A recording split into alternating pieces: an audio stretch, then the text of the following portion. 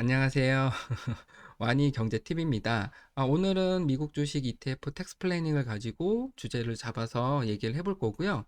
뭐 많이 투자를 하시니까 잘 아시긴 하는데 세금 관련해서 조금 헷갈려 하시는 부분도 있으신 것 같고 오늘은 좀 절세 얘기도 좀 해볼까 해서 주제를 잡아봤습니다. 네.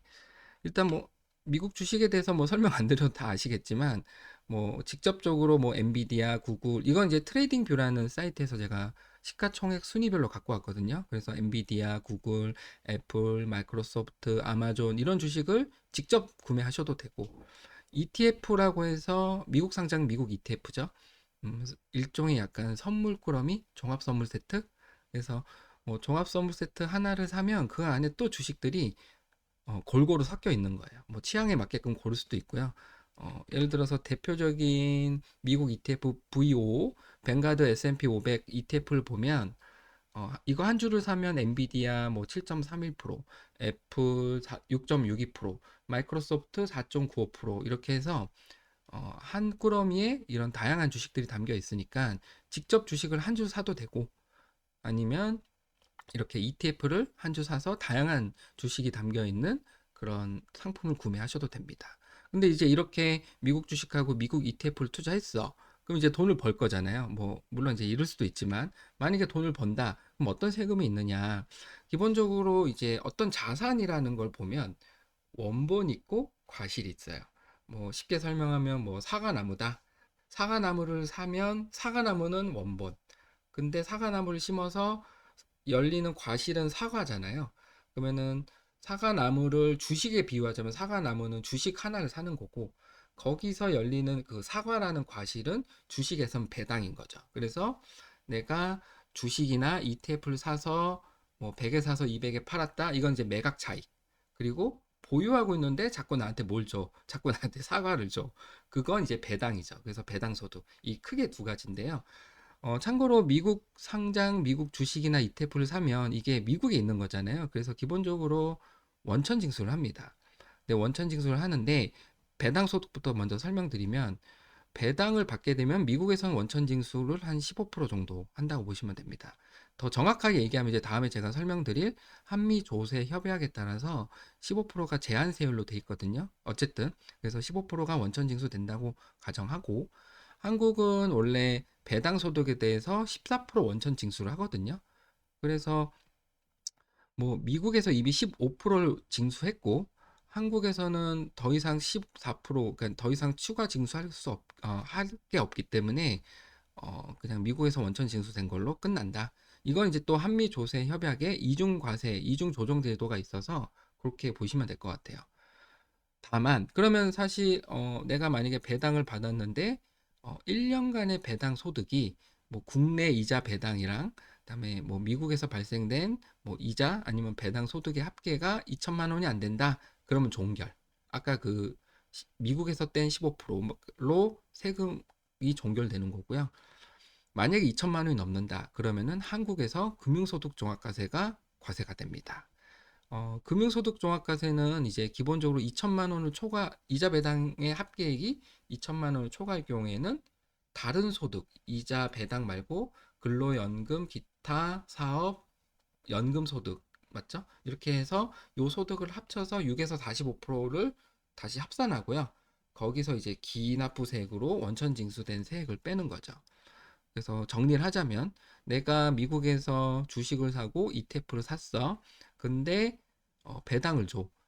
그때는 어차피 미국에서 원천 징수된 게 크기 때문에 한국에선 추가 징수가 없고 다만 그렇게 징수된 배당 그렇게 받은 배당 소득이 2천만 원을 초과해. 그러면 금융소득 종합과세로 한 번 더 계산을 한다. 이제 이렇게 보시면 되고요. 만약에 금융소득 종합과세로 과세가 되면 미국에서 원천 징수된 그 세금 있잖아요. 그건 이제 외국 납부세액으로 공제를 해줍니다. 요거 여기까지만 들으면 이제 대부분 이제 우리 직장인분들 아니면 이제 자산가분들 투자를 하시는 분들한테 대부분 해당되는 얘기고 다만 이제 로빈훗이나 찰스 슈왑이라고 이제 미국 그 사이트에서 직접 거래하시는 분들도 가끔 있으세요. 이런 분들은 아까 제가 뭐 2천만 원 얘기했잖아요. 이분들은 그게 아니에요. 이분들은 배당 소득을 단돈 몇백 원을 받더라도 금융소득 종합과세로 무조건 신고하셔야 됩니다. 이런 차이가 있고, 그다음에 미국 주식을 사서 100에 사서 200에 팔았어. 요건 이제 양도 차익이거든요. 양도 차익에 대해서는 국내에서는 양도소득세를 과세를 합니다. 일종의 분류과세고 다른 소득하고 합산하지 않죠, 당연히. 그래서 매매 차익에 250만 원을 공제한 거에 22%를 세금을 냅니다. 그러니까 지금이 2026년이니까 25년 1월부터 12월까지 내가 사고 팔아서 남긴 차익이 있어. 그걸 다 합산을 해봤더니 250만 원이 넘어. 그럼 넘은 그 이익에 대해서 22% 세금을 낸다. 이렇게 보시면 되고요. 이 소득은 매년 5월 말까지 종합소득세 신고와 함께 양도소득세 확정 신고를 하셔야 됩니다. 대부분 이제 증권사 자료 받으셔서 신고를 하시기 때문에 그 참고하시면 될 것 같고, 자, 그래서 이제 배당소득 종합과세 굳이 한번 더 언급을 해보자면, 뭐, 거주자의 비과세, 분리과세되는 금융소득 제외하고 뭐 이렇게 됐는데, 결국은 미국에서 원천 징수되고, 한국에서는 더 이상 추가 징수되지 않은 상태에서 2천만 원이 안 되면 그걸로 종결. 하지만 2천만 원을 초과할 경우에는 금융소득 종합과세 합산해야 되고, 그리고 만약에 종합과세를 합산하면 기존에 냈던 원천 징수 세율, 미국의 세금은 외국 납부세 공제로 차감이 된다. 이렇게 보시면 될 것 같습니다. 로빈후 찰스 슈왑은 무조건 종합과세 한다. 이렇게 보시면 될 것 같아요.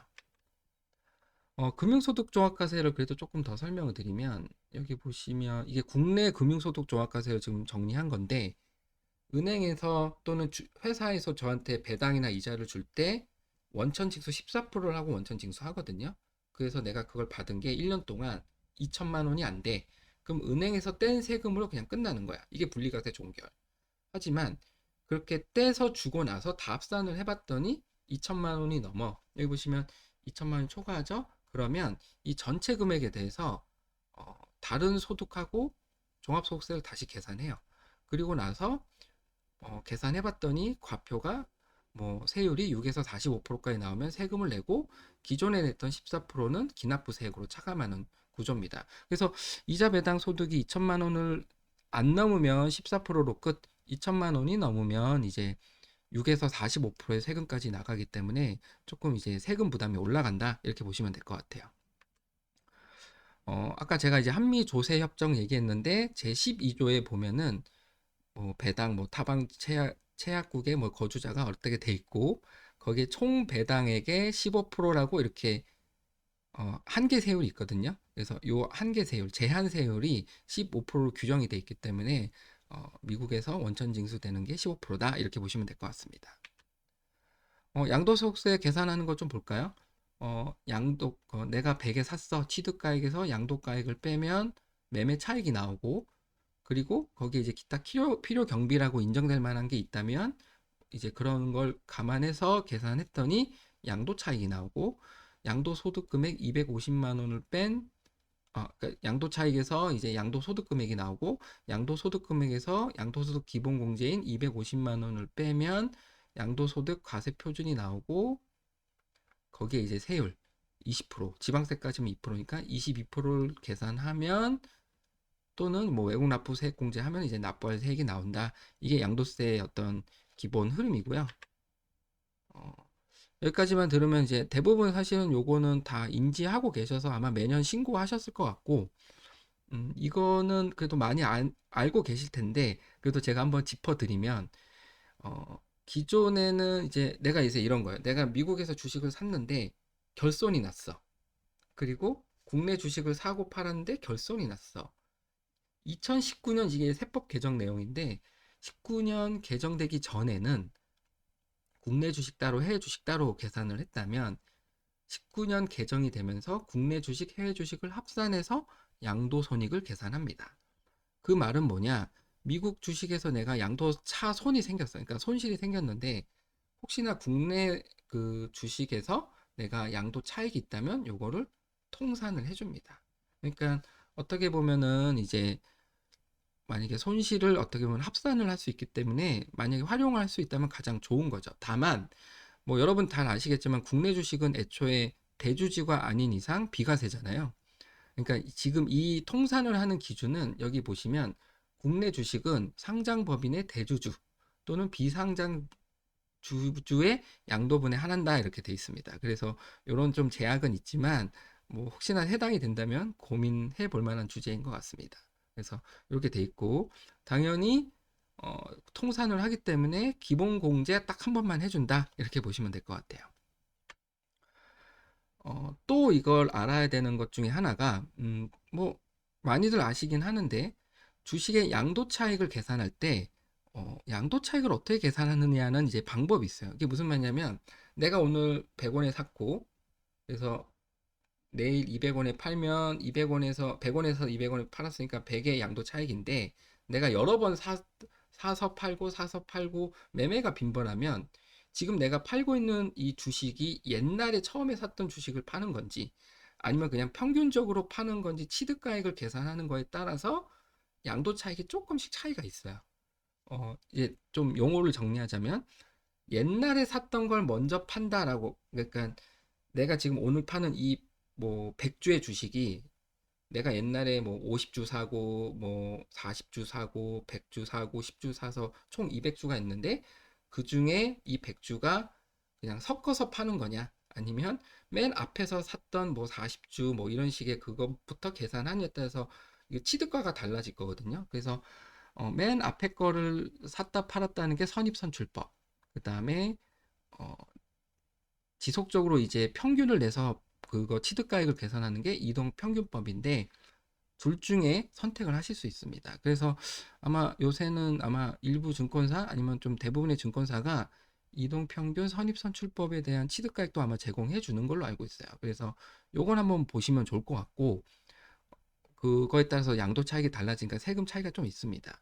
그 다음에 당연히 이게 미국 주식은 달러로 사잖아요. 그러니까 그리고 세금은 원화로 계산을 하거든요. 그래서 양도가액은 양도대금이 입금되는 날의 환율, 그다음 필요경비나 취득가액 같은 경우에는 결제대금이 출금되는 날의 환율로 계산한다. 이렇게 보시면 돼요.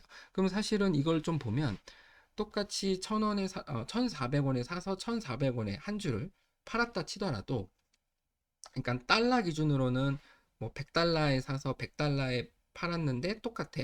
그 가격이 100달러에 사서 100달러에 팔아서 양도 차익이 그 미국 기준, 달러 기준 0원이지만 원화 기준으로 하면 이게 이익이 발생할 수도 있고 손실이 발생할 수도 있어요. 그래서 그 달러 환율 그 환산 손실 때문에 그게 양도 차손이 나올 수 있고 양도 차 이익이 나올 수도 있으니까 이것도 한번 같이 고민하시면 될 것 같습니다. 네.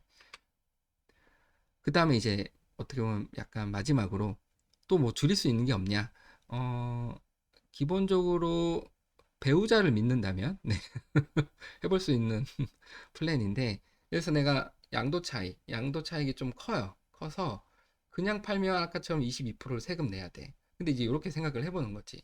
보통 내가 있고 배우자가 있으면 배우자한테 보통 어떤 재산을 증여하면 증여세액공제 6억을 공제해 주거든요. 물론 이건 신고를 해야 됩니다. 그러면 내가 6억짜리 어떤 자산을 배우자한테 넘겨. 그러면 배우자는 이 넘길 때 증여세를 안 내죠. 신고를 하게 되면. 그리고 이 배우자가 취득한 가액은 6억이에요. 그리고 나서 6억짜리를 6억에 팔아. 그러면 배우자는 양도 차익이 없잖아요. 어, 어떤 말이냐? 다시 한번 정리하면 원래는 여기 보시면 주식 양도가액이 6억이야 현재. 그다음 내가 취득을 0원 했어. 이렇게 그냥 만약에 양도를 해버리면 양도세가 22%, 6억에 대해 22%가 나오는 거죠. 근데 만약에 배우자한테 주식을 증여하고 이때는 증여세가 없겠죠. 6억까지는 증여세가 없고 그리고 그럼 배우자 입장에서는 취득가액이 6억이잖아요. 그 다음에 양도가액이 6억이기 때문에 이때는 또 양도세가 없어. 그냥 원래는 바로 팔았으면 6억에 대해서 양도세를 내야 되는데 한번 증여를 하고 양도를 했더니 증여세도 없고 양도세도 없어. 만약에 이거에 대해서 어떤 그 세법에서 뭔가 규정을 안 하면 이제 모두가 이렇게 하겠죠. 네. 그래서 이게 보통 이제 부동산은 이 2월 이 뭐죠? 이 과세 규정에 대해서 원래 있었고요. 어, 주식도 이게 들어왔어요. 그래서 보시면 양도소득세 2월 과세 적용 대상 자산에 기존에는 이제 부동산 해서 10년 이내면 어떻게 계산하냐면 그냥 만약에 이렇게 해서 증여하고 파는 이 기간이 10년이 안 되면 기존의 이 배우자가 취득한 취득가액을 6억이 아니라 그냥 0원으로 봐요. 그러니까 증여하고 10년 후에 요걸 해야 인정이 된다 보시면 되고요. 대신 주식은 그동안 이런 게 없었어요. 그러다가 2025년 1월 1일부터 이제 요거 적용되면서 주식은 양도일 전 1년 이내 증여받은 주식으로 바뀌었습니다. 그래서 뭐 결론적으로 말씀드리면 부동산은 10년 기다려야 되지만 주식은 증여하고 1년만 기다리고 그 이후에 판다면 취득가액도 6억, 양도가액도 6억 해서 양도세가 줄어들 수 있다. 다만 주식은 1년이어도 급하게 이제 그 시가가 변동되잖아요. 네. 그러니까 이제 그런 걸 좀 감안하셔서 의사결정하시면 될 것 같고요. 네. 배우자를 그리고 당연히 배우자가 받은 이 6억에 취득해서 6억에 팔아서 양도세는 없지만 판 이 대금은 누구 돈이죠? 네. 내 돈이 아니고 배우자 돈입니다. 그래서 배우자가 받은 이 6억을 다시 이렇게 뭐 백을 한다? 이건 당연히 말이 안 되죠. 증여를 한 거니까. 증여를 했다는 거는 이미 배우자한테 재산 6억 원이 이전이 됐다. 이렇게 보시면 될 것 같아요. 그래서 배우자를 믿으면 해볼 수 있는 어떤 플랜이 아닐까 생각됩니다. 네. 그래서 이렇게 준비를 해봤고, 네, 다 끝났습니다. 오늘 이제 미국 주식, 그다음에 미국 ETF, 미국 상장 미국 주식, 미국 ETF에 대해서 양도소득세, 배당소득세에 대해서 간단하게 살펴봤고, 간단한 어떤 절세, 뭐 배우자한테 증여를 한다든지, 양도세를 신고할 때 뭐 이동평균법 아니면은 뭐 선입선출법 얘기도 해드렸으니까 한번 보시면서 혹시 이번에 5월달 이제 한 2개월 남았잖아요. 이 컨텐츠 잘 보시고 또 공부하셔서 또 합리적인 의사결정 하셨으면 좋겠습니다. 네, 오늘 이렇게 마치고 구독, 좋아요 눌러주시고 다음에도 또 저 좋은 컨텐츠로 찾아오겠습니다. 안녕.